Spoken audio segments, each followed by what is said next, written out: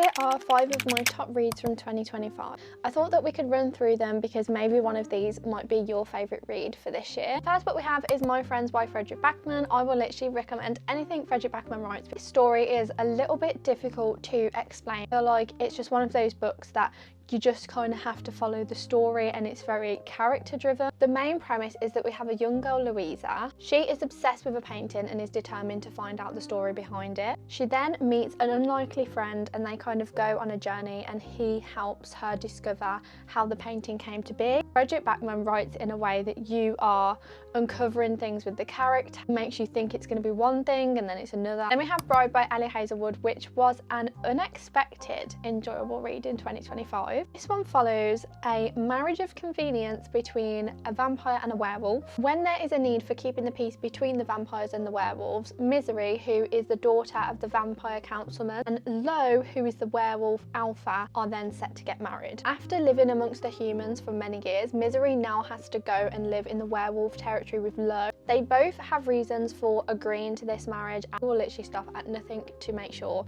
that their reasoning is seen through. I don't know how to explain that. The next one is The Wedding People, and again, I can't say too much about this because there's a big plot line that you just kind of need to know about when you start the book. You don't need to know about it before. We have Phoebe, and she has booked herself into the Cornwall Inn on Rhode Island for a particular purpose. However, when she arrives, she discovers that there is a wedding booked in the hotel for the whole week. She is the only person there who is not a guest of this wedding. The bride has planned the perfect weeks except for Phoebe's plan. The two kind of strike up an unlikely friendship, is maybe a little bit too far, but an unlikely relationship, shall we say, kind of throws a spanner in the works for both of their plans, potentially to trigger warnings for this. The next book that we have is Crown of Midnight, which is the second/third book, depending on where you put in Assassin's Blade, in the Throne of Glass series. I can't say specifically what this book is about because of it being in a series. The whole premise of Throne of Glass is that we have a renowned assassin, follows her, just going to Throne of Glass blind, basically, is what I'm trying to say. This one was one of my favourites in the series so far. This one kind of picked up a little bit more. Then we have